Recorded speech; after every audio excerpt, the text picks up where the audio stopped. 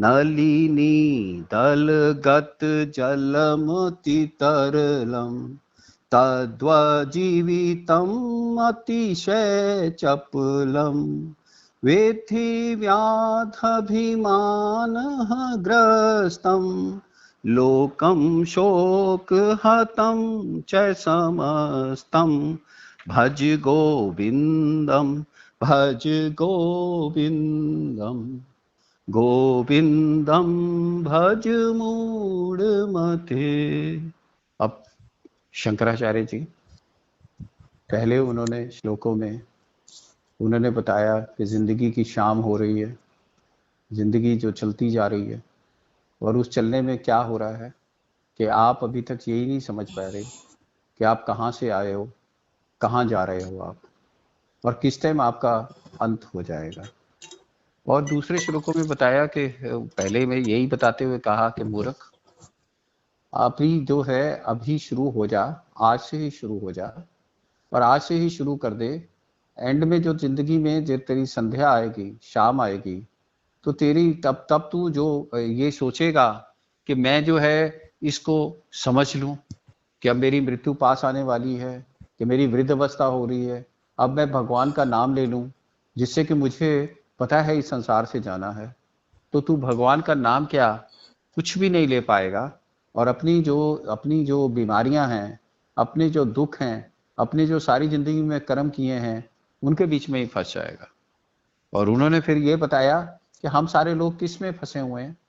उन्होंने कहा कामनाओं में फंसे हैं, कांचनी का मतलब होता है धन में फंसे हैं, और उसका नाम क्या, कामिनी का मतलब होता है सेक्स में फंसे हैं, और कामनी कंचन इन सारी चीजों में।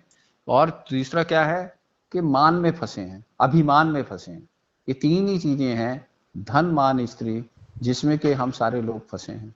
तो उन्होंने दूसरे में बताया कि तो हम जो है किस चीजों में फंसे हुए हैं, छोटी छोटी कामनाओं में फंसे हुए हैं। और हमारा जिंदगी जो है, दो चीजें हैं अगर हम जिंदगी में देखें। एक, जिंदगी में जब शुरू से ही हर रोज जो है हम बदल रहे हैं। बाल्य अवस्था से जैसी हमारी जवानी आती है, जवानी से अधेड़ अवस्था आती है, अधेड़ अवस्था से वृद्ध अवस्था आती है, और वृद्ध अवस्था के बाद डिजीज के साथ मृत्यु आती है। तो कहते हैं और ये किसी को भी पता नहीं है कि किस टाइम ये आकर मृत्यु आ जाएगी हमारी। और हम ये कह रहे हैं कि वो जो हमारा जो है वो कह रहे हैं कि नलिनी दलगत जलम ति तरलम तद्व जीवितम अतिशय चपलम। जैसे कमल के फूल के ऊपर जल होता है, तो कमल के फूल के ऊपर जो जल होता है वो इस तरह से उसके ऊपर जल होता है। और जल देखो कि उसके ऊपर दल जो है उसके साथ फैलता नहीं, उसमें कमल के फूल में उसमें से फिसलता है। तो आप ये सोचिए हमारी जिंदगी भी अपने हाथ से फिसल रही है, और किस टाइम वो जल का बिंदु जो है वो उसी जल में वापस चला जाएगा। इसी तरह हमारी जिंदगी जो है हमें पता भी नहीं लगता कब ये जिंदगी गुजरते गुजरते जिंदगी की शाम आ जाती है और हमारी जिंदगी खत्म हो जाती है। और वो कहते हैं कि हे मूर्ख, तुझे ये पता ही नहीं है कि तेरा हर क्षण में तू जो है मृत्यु की तरफ जा रहा है। हर क्षण में तेरा तेरा जो है जन्म से लेके एंड तक हर क्षण में तेरी शरीर बदल रहा है, तेरा तेरा तेरा संसार बदल रहा है, हर चीज बदल रही है तेरे अंदर आयु जो है वो बीत रही है, तेरे अंदर जो है आयु सांस तेरे जा रहे हैं, कि नंबर ऑफ सांस जो हैं आपके, नंबर ऑफ ब्रेथ्स जो हैं जितने भी तेरे पास हैं वो खत्म हो रहे हैं। और खत्म किस में हो रहे हैं कि हर क्षण जो है तू वेस्ट करता जा रहा है, हर मोमेंट जो है तू किस चीजों में फंसता जा रहा है, धन मान स्त्री में। तो उसका नाम क्या। तो आप सोचिए कि हम जो है किस चीजों के लिए सारी जिंदगी काम कर रहे हैं, और कहां से हम आए हैं, कहां से कहां पे हम जाएंगे। तो जो इसमें सिमली दी गई है, इसमें सिमली इसलिए दी गई है कि जो कमल की तरह से तो जो जल है उसमें इतना अस्थिर है कि अगर कमल की पंखड़ी हिलती है तो जल भी हिलने लग जाता है, फ्रैंकली स्पीकिंग।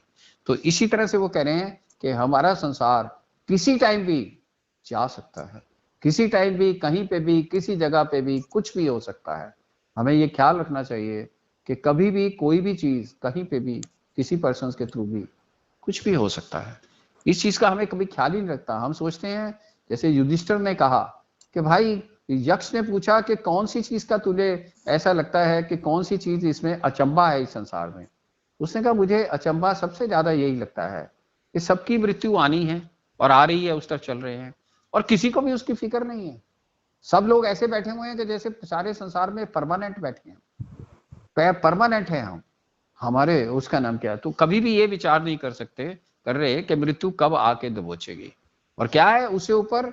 क्या हम कर रहे हैं कि इस संसार में दुख ही दुख है, ये नजर ही नहीं आता। हमें ये नहीं समझ में आता कि हर चेंज दुख है। हर हर जो है हमारे अंदर जो भी चेंज होती है हमारी जिंदगी में, वो हमें दुख होता। हम कभी चेंज होना नहीं चाहते। आप सोचिए, बुढ़ापा दुख है, डिजीज दुख है, उसका नाम क्या, इस दुनिया में अपने जितनी भी चीजों से बिछुड़ना दुख है। आप ये सोचिए कि दुखों का लाइन लगी हुई है, कतार लगी हुई है, उसका नाम क्या, पर हमें वो देखना ही नहीं आता।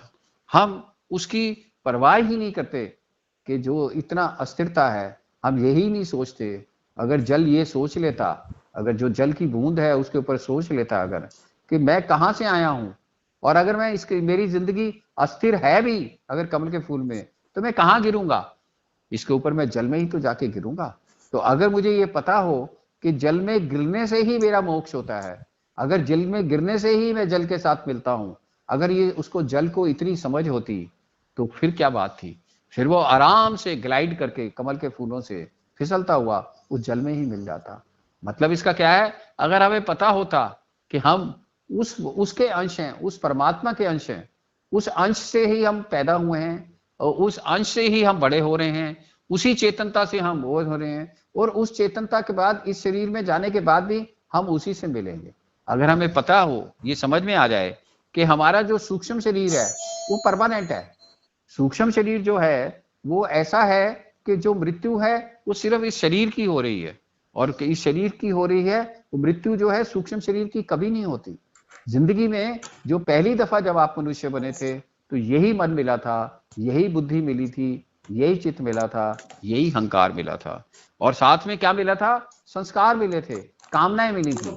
और उस कामनाओं को हमने जीते जी कामनाओं को पूरा करने के लिए ये सारे इस शरीर का सहारा लिया।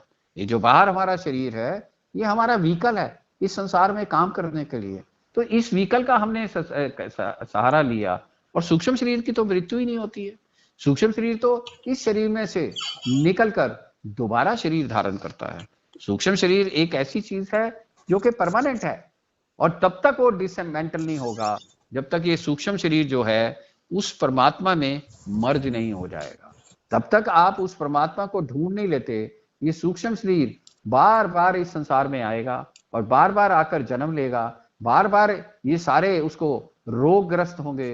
ये रोग जो है यूसी ये शरीर को यूसी व्याधि होगी, आदि होगी और व्याधि होगी। आदि का मतलब क्या है कि मन के सुख दुख होना, और व्याधि का मतलब है शरीर के रोग दुख होना। तो कोई भी पर्सन इस संसार में मृत्यु से पहले रोगग्रस्त होगा ही। डिजीज उसको कोई ना कोई होगी, कोई ना कोई कारण बनेगा जिससे वो इस संसार से बाहर जाएगा। तो जब उसको समझ में आएगा तो किस चीज का अभिमान कर रहा है, किस चीज का अभिमान कर रहा है, वो इस चीज का अभिमान कर रहा है कि मेरी इतनी बड़ी डिग्री है, मेरा इतना बड़ा कारोबार है, मेरे पास इतने बड़े पैसे हैं, मेरे पास इतना बड़ा परिवार है, मेरे पास इतनी बड़ी गाड़ियां हैं, मेरे पास इतनी बड़ी कोठियां हैं। किसका अभिमान कर रहा है? हे मूर्ख, इसका अभिमान कर रहा है। और तेरी जिंदगी उस कमल के फूल के ऊपर जल की तरह से अस्थिर है। 1 मिनट में ही मन उसमें से फिसलेगा और तू खत्म हो जाएगा, और ये सारी चीजें जो तूने इकट्ठी की हैं यहीं की यहीं रह जाएंगी। तो जिसका अभिमान कर रहा है आज, जिस चीजों का अभिमान कर रहा है, वही तू एक दिन शमशान घाट में लेटा हुआ उसी बिल्कुल शरीर पे कोई कपड़े नहीं होंगे, जैसा आप तुम आए थे जन्म में वैसा ही आप जाने के लिए तैयार हो जाओगे, वैसे ही आपको भेजा जाएगा, और संसार में आपका नामो निशान मिट जाएगा। कोई भी आपको याद करने वाला नहीं होगा। और कहाँ जा रहे हो आप, तो पता है इतना अस्थिर है। कभी सोचा है आपने कि आप किस चीज का घमंड कर रहे हो, किस चीज का उसका नाम क्या, आपको इतना सारा ये गुमान है कि मैं वो हूं, मैं वो हूं, मैं वो हूं। आपको ये समझ में नहीं आ रहा कि आपके सारे बड़े बूढ़े आपके सारे आगे पीछे सब चले गए हैं, और कभी भी वो जाने के बाद वो कभी वापस नहीं आते हैं, और कहाँ चले गए ये आपको मालूम ही नहीं है। तो क्या ये आपकी ड्यूटी नहीं बनती ये खोज करना कि आप कहाँ से आए हो, कहाँ जाना है, कैसा मेरा जन्म हुआ है, क्या मुझे चीजें मिली हैं, क्या चीज मुझे प्रदान की गई है बचपन में, कैसा मेरा स्वभाव दिया है, क्या मेरी जाति है, कितनी मेरी आयु है, क्या मेरे भोग हैं, और क्या मुझे ये सब कुछ मिला है। क्या मुझे आपको इसको एनालाइज करना नहीं है अपनी जिंदगी को, आपके बारे में नहीं सोचना कि सारा दिन किस बारे में सोच रहे हो कि मेरा बिजनेस कैसे चल रहा है, मेरे बच्चे कहाँ सेटल हो रहे हैं, मुझे और क्या क्या चीजें मिल रही हैं, मेरी नेक्स्ट प्रमोशन क्या हो रही है। आप सोचिए क्या सोच रहे हैं आप सारा दिन, ये नहीं सोच रहे, ये क्यों नहीं सोच रहे कि हम बड़े हो रहे हैं, हम अधेड़ अवस्था में आ रहे हैं, हम बुजुर्ग हो रहे हैं, हमें डिफरेंट बीमारियों ने घेर लिया है और एक दिन जाने की तैयारी है। इसके बारे में कोई विचार नहीं करते, और जो कि अवश्यम है और किस टाइम होगा पता ही नहीं है कि जीवन किसी टाइम भी आपके हाथ से खोया जा सकता है। जिसके बारे में आप 100% श्योर हो ये होगा ही होगा, उसके बारे में शायद अभी तक विचार करना भी शुरू नहीं किया। भाई मैं कहाँ जा रहा हूँ और किधर आ रहा हूँ, और मृत्यु के बाद मेरा होगा क्या, इसके लिए कुछ तैयारी नहीं है। बाकी सारी चीजों के लिए तैयारी है, यहां तक कहते हैं कि मृत्यु के लिए विल लिख दो जी, बच्चों को झगड़ेंगे जी, भाई ये होगा जी, इतने पैसे हैं किसी को दे दो जी, कोई कहता है जी दान कर दो जी, कोई कहता है जिसको देना है अपने जीते जी बांट लो जी। अरे वो सारी चीजें ठीक हैं, बांटो या ना बांटो, पर तुम कहाँ जा रहे हो उसका पता है, कहाँ जा रहे हो कभी सोचा है। तो भगवान शंकराचार्य जी, एक किस्म से मैं उनको भगवान ही कहूंगा, क्योंकि इतनी छोटी उम्र में इतनी ब्यूटीफुल चीजें वो लिख कर गए हैं कि हमारा ध्यान इस तरफ ला रहे हैं। अरे मूर्ख क्या कर रहा है तू, तेरा अंत समय आएगा ही एक दिन, 50 साल बाद आए कि 40 साल बाद आए कि कब आए पता नहीं है। तो जब कोई अनसर्टन चीज है तो उसके बारे में ख्याल कर, समझ कि आज ही कि तू कहां से आया और कैसे जा रहा है। जब उसको पता लगेगा कि मेरा जन्म जो है, यूसी जो ये मन बुद्धि चित्त अहंकार है, इसको क्या कहते हैं, ये क्या है सूक्ष्म शरीर, और क्या है इसके अंदर जो मैं है, क्या है, क्या इसके अंदर की जीवात्मा है जिसको जीवात्मा कहते हैं, कहाँ परमात्मा है हमारे दिल के अंदर, कहाँ जीवात्मा है, और क्या मैं शरीर हूं, कि क्या मैं उसका नाम क्या सूक्ष्म शरीर हूं, क्या मैं स्थूल शरीर हूं, क्या मैं सूक्ष्म शरीर हूं, मैं क्या हूं। इसके बारे में जब तक आप एनालाइज नहीं करोगे, और एनालाइज करोगे तो पाओगे कि ना तो मैं शरीर हूं, क्यों, ना मैं मन हूं, ना मैं बुद्धि हूं, ना मैं चित्त हूं, ना मैं अहंकार हूं। मैं कौन हूं, मैं तो वो चेतनता हूं, मैं वो होश हूं, मैं वो कॉन्शियसनेस हूं जिससे ये सारा कुछ चल रहा है। ये सारा कुछ उसका नाम क्या है, जो मेरे अंदर चल रहा है कॉन्शियसनेस, जिससे मैं कहता हूं मैं जिंदा हूं, मैं वो हूं। और इस जिंदा करने के लिए इस कॉन्शियसनेस के साथ क्या काम कर रहा है, मेरे प्राण काम कर रहे हैं, मेरे इस होश और प्राण के कॉम्बिनेशन से ये सारा सिस्टम चल रहा है। और ये सिस्टम कौन चला रहा है, जो चला रहा है वो कभी भी इसको क्लोज भी कर देगा। आप सोचिए हम कितने कितने वो हैं कि हमें पता नहीं कि ये सिस्टम कब शट डाउन होगा, कब ये शट डाउन होगा, हमें इसका पता ही नहीं है। और ना इसका सूच हमारे पास है, ना हमें पता है कहाँ जाना है, ना पता है हम कहाँ आए हुए, और हम क्या कर रहे हैं इस संसार में ऐसे जम के बैठे हैं कि जैसे हमने तो यहाँ परमानेंट ही रहना। ऐसे झगड़े करते हैं, ऐसे छोटी छोटी स्वार्थों के पीछे इतने इतने का काम करते हैं, इतने इतने कांड करते हैं, इतनी इतनी उसका नाम क्या आपस में झगड़े, लीगल ये वो हैसल्स क्रिएट करते हैं। अब जिंदगी को हेल बनाते हैं, दुख पैदा करते हैं, उसका नाम क्या। और जब ये दुखों की बरसात अगर जिंदगी को ध्यान से देखोगे तो जिंदगी जीना दुख है, जिंदगी में चेंज दुख है, जिंदगी में बुढ़ापा दुख है, जिंदगी में जो बीमारी है वो दुख है, जिंदगी में मृत्यु दुख है, जिंदगी में जो चीज आती है वो जाती है, तो हर चीज का आना फिर जाना दुख है। तो आप सोचिए ये सारी चीजें दुख से भरी हुई हैं। कोई भी चीज जब चेंज होती है तो वो चेंज दुख है, उसका नाम क्या। जब ये सारा कुछ दुख है तो कोई ऐसी चीज है जो चेंजलेस है, जिसका कोई चेंज ही ना होता हो, जो हमेशा एक जैसी रहती हो। कोई ऐसी चीज है कि जो कभी चेंज ना हो, जो क्षण भंगुर ना हो। क्षण भंगुर का मतलब हर मोमेंट के बाद उस चीज का बदल जाना। इस मोमेंट जो चीज थी, जो भी चीज थी, उसके उस चीज का बदल जाना। हर मोमेंट पे हर चीज का बदल होना, हर चीज की क्षण भंगुरता है। मतलब हर चीज जो है हर मोमेंट पे मिट रही है और बन रही है, कुछ चेंज हो रही है, कुछ नई चीज आ रही है। और हमारे शास्त्र कहते ही हैं, हमारी मेडिकल साइंस कहती ही है कि 7 साल में आपका हर सेल, एक एक सेल बदल जाता है। कोई भी सेल, शरीर के किसी भी अंग का सेल उसी रिन्यू हो जाता है। पहले वाले सेल चले जाते हैं, नए वाले सेल आ जाते हैं। तो हर मोमेंट पे उथल पुथल हो रही है, हर मोमेंट पे चेंजिंग हो रही है। तो जब ये सारी चेंज है और ये चेंज दुख है, तो हम इस दुख से कैसे उसका नाम क्या बाहर निकलें। तो दुख जो है, ये संसार जो है, हम मानते ही नहीं है। हम जरा सी इसमें से राहत होती है, हम सोचते हैं नहीं हम सुखी हैं, थोड़ा सा चीज और मिल जाए हमें, हम बड़े हैप्पी हैं। कभी भी हम ये नहीं सोच रहे हैं कि मृत्यु के बाद हम कहाँ जाएंगे। तो क्या कोई ऐसी चीज है जो कि परमानेंट है हमारे अंदर? तो हम फाइंड आउट करके जब देखते हैं आहिस्ता आहिस्ता, तो हमें पता लगता है ये जो मैं बोलता हूँ, जो मैं अपने आप को मैं बोलता हूँ, बचपन से लेके आज तक मैं जितनी भी उम्र हो गई, ये सेम ही नजर आती है। ये ऐसा नहीं लगता कि इस मैं में कोई चेंज है। उसका नाम क्या है? इसने बचपन भी देखी है, इसने जवानी भी देखी है, या अभी अधेड़ अवस्था भी देख रही है, या आगे बुढ़ापा भी देखेगी, या आगे डिजीज भी देखेगी। ये ऐसा लगता है एटलीस्ट इस शरीर में मैं थोड़ा सा परमानेंट लगती है। और मन भी ऐसा लगता है कि जैसे अभी भी मन जो है, जैसी पुरानी बातों को याद करके ऐसा लगता है ताज़ा ताज़ा है।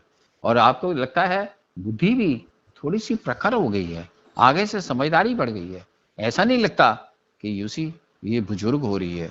ऐसा लगता है कि बुजुर्ग तो इस तरह से मान सकते हैं, इसमें कूड़ा करकट भर गया है। अगर मन को इसलिए मान सकते हैं कि इसमें बहुत गलत मेमोरीज भर गई हैं। पर अगर उसका कंटेनर देखें, तो मन बुद्धि चित्त अहंकार का अगर हम कंटेनर देखते हैं, तो कंटेनर इतना सूक्ष्म है और इतना वो है, उसमें कोई चेंज नहीं है। उसमें चेंज किस चीज का है कि हमने जो उसमें कूड़ा करकट डाला है, हमने जो उसमें इस संसार की जो स्मृतियां डाली हैं, जो संसार की द्वंद्व डाले हैं, संसार के जो हम लाइक्स एंड डिसलाइक्स जा रही हैं, संसार की हमने जो डिजायर्स डाली हैं, उससे ये जो है मल से भर गया है। मल क्या है कि जो मल जो है, जो संसार के लिए हमने चीजें डाली हैं कि ये चीज हमें चाहिए, ये चीज हमें नहीं चाहिए, वो मल से ये भर गया है। इसको मल कहते हैं कि मन में मल है। और बुद्धि क्या करती है? उस मल को और लेने के लिए साम दाम दंड ऐसे सारे के सारे काम करती है। तो हमने क्या किया है? मल पैदा कर लिया है। और मल के साथ क्या है? हमें विक्षेप हुआ है। विक्षेप क्या है? Different thinking. थिंकिंग क्या है? सेल्फिश थिंकिंग, कि हमें ये चाहिए, ये हमारे लिए करेक्ट है, ये हमारे लिए नहीं करेक्ट है। ऐसी चीजें हमारे अंदर विक्षेप पड़ गया है। विक्षेप का मतलब है आपके अंदर ऐसे ऐसे विचार हो गए हैं, ऐसे ऐसे संकल्प हो गए हैं, ऐसे ऐसे आपकी थिंकिंग डेवलप हो गई है, जो कि वो थिंकिंग जो है आपको कष्ट दे रही है। आप देखिए 5 मिनट के लिए भी आपने इतने सारे थॉट्स अपनी जिंदगी में ले ली हैं कि 5 मिनट भी आप चुपचाप से मौन में चौकड़ी मारकर बैठ नहीं सकते हो। आपके मन में इतनी रेस्टलेसनेस है, इतना उसका नाम क्या रेस्टलेसनेस चल रही है, इतना आपके अंदर फ्रिक्शन चल रहा है कि आप जो है 5 मिनट भी आराम से नहीं बैठ सकते हो। आप वैसे आपसे पूछा जाए तो आप कहोगे कोई थॉट नहीं है। और वैसे कहा जाए 5 मिनट चलिए, आपको मेडिटेशन सिखाते हैं, आपको अभ्यास सिखाते हैं, तो आपको क्या लगेगा कि मैं तो 5 मिनट नहीं बैठ सकता। कभी कोई पास्ट का आता है, कभी कोई फ्यूचर का आता है, कभी कोई प्रेजेंट का आता है, कभी किसी चीज का आता है। मन कॉन्टिन्यूसली चल रहा है। मन में कॉन्टिन्यूसली ऐसा चल रहा है कि विचारों की धारा चल रही है। विचार कॉन्टिन्यूसली चलते जा रहे हैं। आपको समझ में नहीं आ रहा कि मैं इन विचारों का क्या करूं। 2 मिनट भी नहीं बैठ सकते। इतना स्मृति में इतना भर चुका है, क्योंकि हर चीज की प्रतिक्रिया करके आपने संस्कार बना दिए हैं। आपके संस्कार, आपका स्वभाव आपको छोड़ता ही नहीं है। आप उसके हाथों में कब्जा है। आपके मन का, आपके मन में इतनी पावर है कि आपको चला रहा है। आपको पता ही नहीं है कि मैं मन नहीं हूं, मैं मन का कंट्रोलर होता। पर आजकल कंट्रोलर जो है वो गुम गया है। कंट्रोलर है ही नहीं। आपके ऑटोमेटिक सारे सिस्टम चल रहे हैं, आपको पता ही नहीं है कि किस टाइम आप क्या बात सोचोगे, किस टाइम ना क्या बात नहीं सोचोगे। अपने आप ही अपने अंदर से स्फूर्णाएं पैदा होती जा रही हैं। वो क्या कह रहे हैं कि भाई अब एक कोई ना कोई यहाँ पे कोई स्थिरता है, कोई ना कोई, क्योंकि जो भी ये रेस्टलेसनेस हो रही है ये किसी बेस पे हो रही है, कोई इसके लिए बेस है जिसके ऊपर ये रेस्टलेसनेस पैदा हो रही है। तो वो बेस क्या है? तो बेस जो है वो होश है, बेस जो है कॉन्शियसनेस है, बेस जो है चेतनता है। तो उस चेतनता को जानने के लिए, उस चेतनता को पहचानने के लिए, जो आपका असली स्वरूप की तरफ ले जाने के लिए जो एक सीढ़ी है, उसको जानने के लिए आपको अपने मलों को, अपने अपने ये सारे जो आपने अपने अंदर इतनी सी चीजें डाल रखी हैं, धन के लिए, मान के लिए, परिवार के लिए, उन सारी चीजों को आपको निर्मूल करना पड़ेगा, उसके ऊपर आपको काम करना पड़ेगा। आपको लगेगा कि मुझे इन द्वंद्वों से किस तरह से मुक्त होना है। आपके अंदर ये पैदा होगा कि भाई मुझे करना क्या है। मुझे जब ये लाइफ क्षण भंगुर है, जब मुझे पता है मैं रोग से ग्रस्त होने वाला हूं, मुझे ये पता है कि अभी मुझे जिन चीजों का अभिमान है कि मेरे पास ये सब चीजें हैं, वो अभिमान से मैं चूर अभी हूं जितना मर्जी, पर वो अभिमान खत्म होने वाला है। जिस दिन मेरी मृत्यु हो जाएगी तो सारी चीजें जीरो हो जाएंगी और मैं भी जीरो हो जाऊंगा। तो किस चीज का इतनी अस्थिरता से मैं करूं क्या? तो वो एक ही तरीका है अस्थिरता के, कि भाई मैं किसी तरह से किस मन, बुद्धि, चित्त, अहंकार और ये इंद्रियों को संयत करूं, इन इंद्रियों को, और एक दिनचर्या से काम करूं, एक डिसिप्लिन से काम करूं। और जब आप डिसिप्लिन से काम करोगे तो क्या डिसिप्लिन से काम करना है?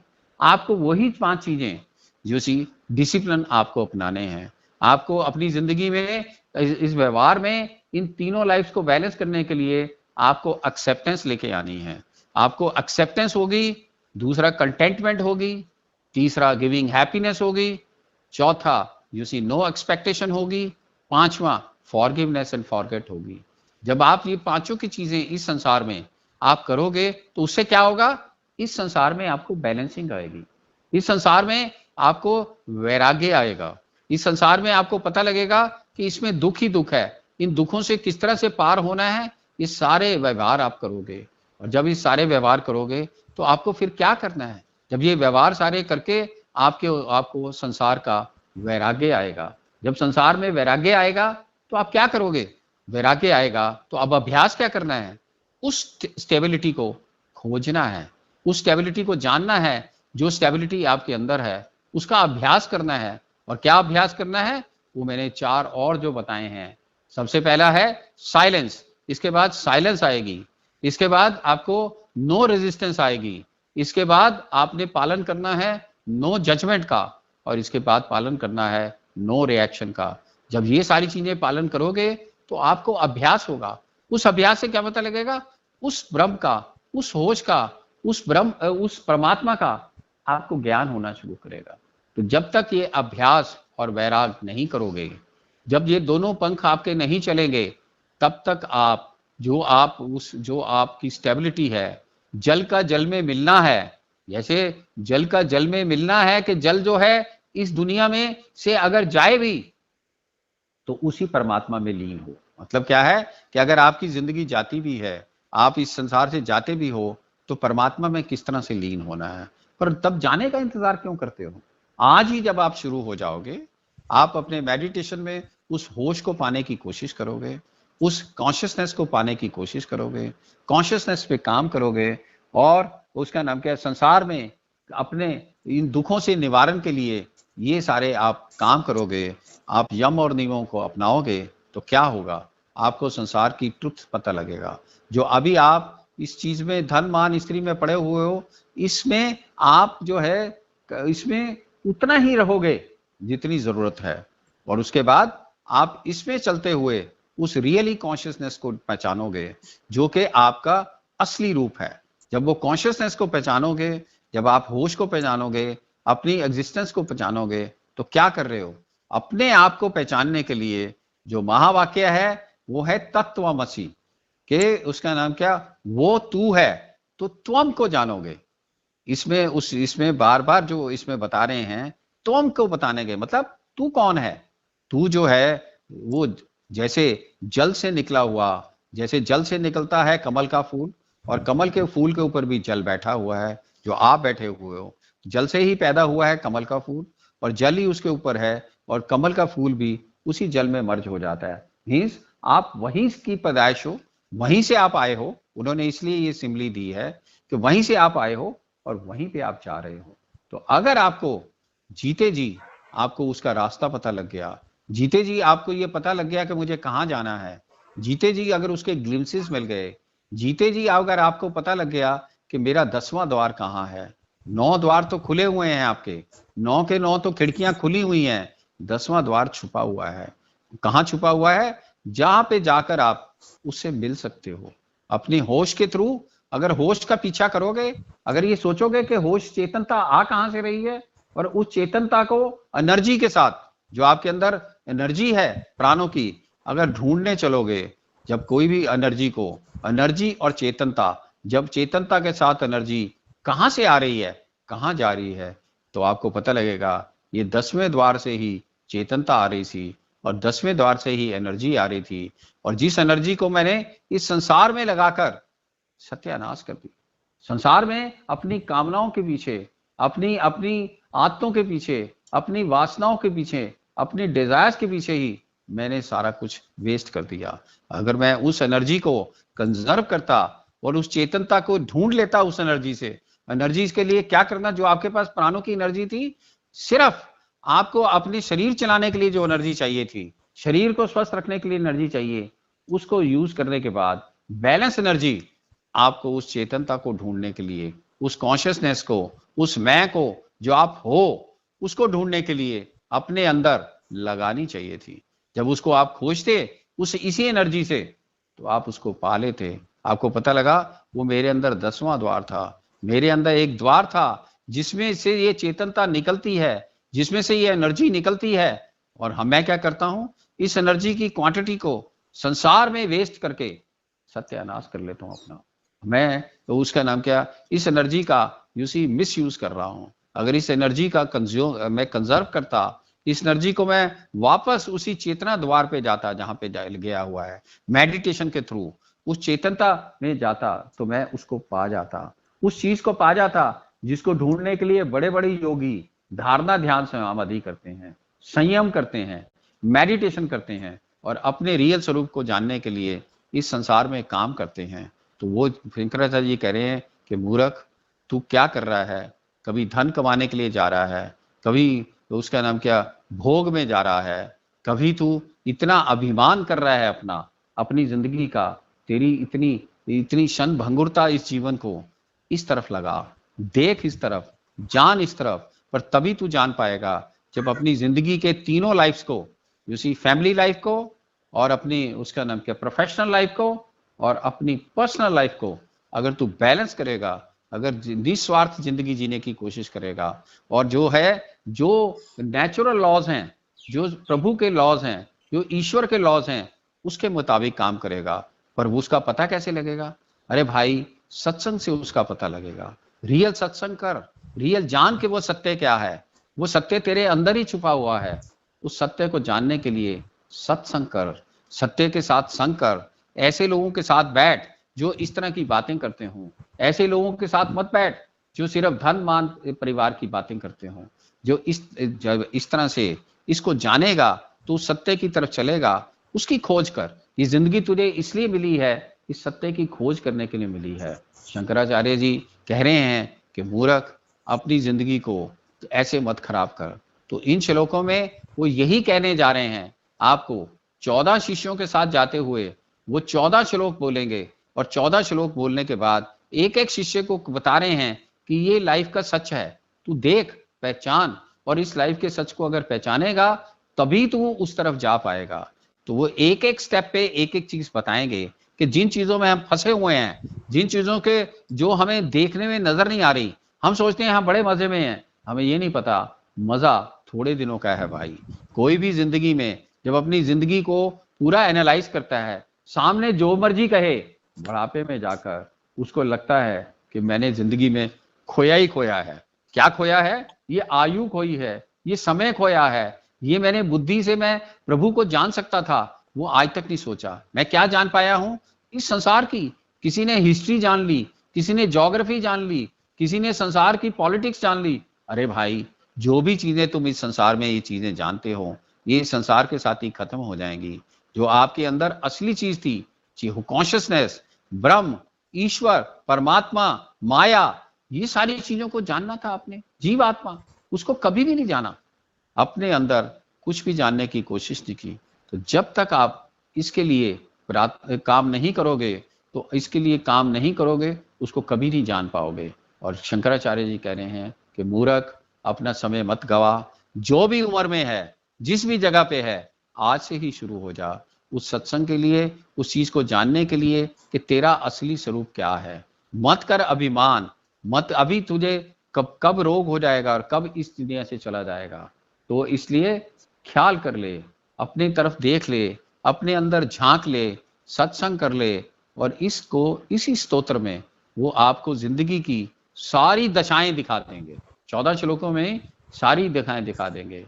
और मुझे ऐसा लगता है, अगर इन 14 श्लोकों को हम अपनी जिंदगी में एक दो श्लोक भी अगर डाल लें, एक दो श्लोकों को भी डाल लें उनके मतलब को, तो हम इस जिंदगी से आराम से तर सकते हैं और इस जिंदगी को खुशी खुशी जीते हुए उस प्रभु के साथ मिलन कर सकते हैं, उस प्रभु को जान सकते हैं। तो यही मुझे लगता है, यही मेरी प्रार्थना है। प्लीज स्टार्ट हो जाइए, आज से ही स्टार्ट हो जाइए। Thank you.